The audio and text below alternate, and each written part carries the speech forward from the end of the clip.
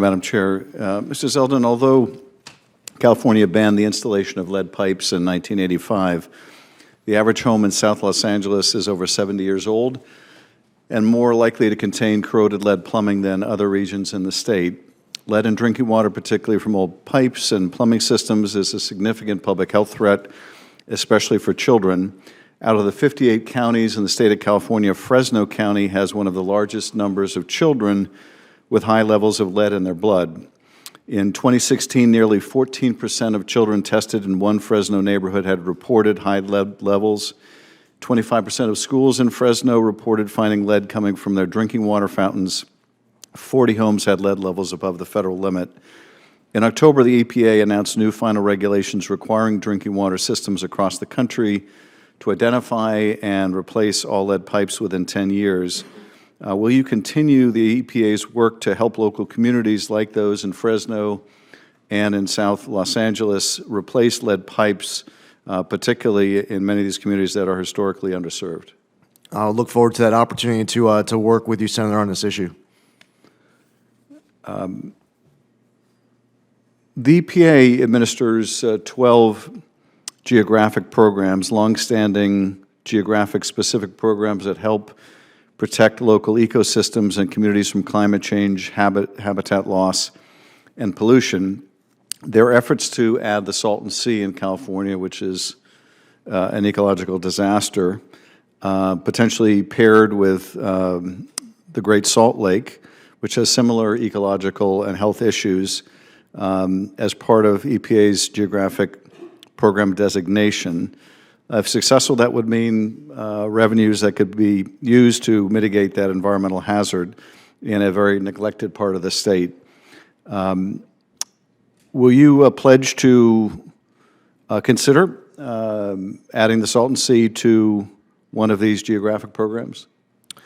Yes, Senator. I know from our conversation yesterday just how important this is to you.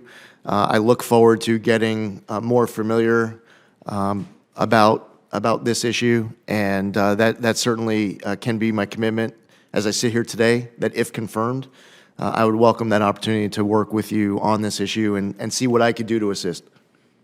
Thank you. Let me address a third critical issue affecting the health and well-being of millions of Californians, and that is air quality, not only in the aftermath of the ongoing wildfires, but also in the breadbasket of America. Unfortunately, we have some of the worst air quality in the nation, failing to meet federal health standards for both ozone and particulate pollution.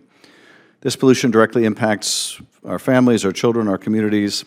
Last summer, residents of Fresno had just 10 days of healthy air, a stark reminder of the urgency of the situation. The EPA has long supported California's efforts to address this crisis through clean vehicle programs, regulatory actions, and strong enforcement. We have to continue this vital work, pushing for policies that protect public health and create a cleaner, healthier future for the San Joaquin Valley and all of California. Do you support investments like the ones that the EPA has made in the San Joaquin Valley to improve the quality of air there? Senator, to the maximum extent possible under the law that I, if confirmed as EPA Administrator, can assist on this and all the other issues that you referenced here today, I would welcome that opportunity to be able to work with you. As far as specific funding commitments, I need to make sure that I'm following my obligations under the laws Congress sets out as to how funding should be appropriated so that I can account to you afterwards. So moving forward, if there's any funding now and in the future that EPA has an obligation to distribute to help with this, I welcome that opportunity. It's possible that I might need to defer to Congress to be able to give me access to funding for investments in the future, if that's part of what you're referring to. Regardless, you have my commitment to work with you on this. I appreciate it. Finally, one of the things that I found most striking as I have traveled around the state in the last couple of years, I expected, coming from an LA district, to get a full indoctrination on water. and the competition between the cities and the farms over water, and I did.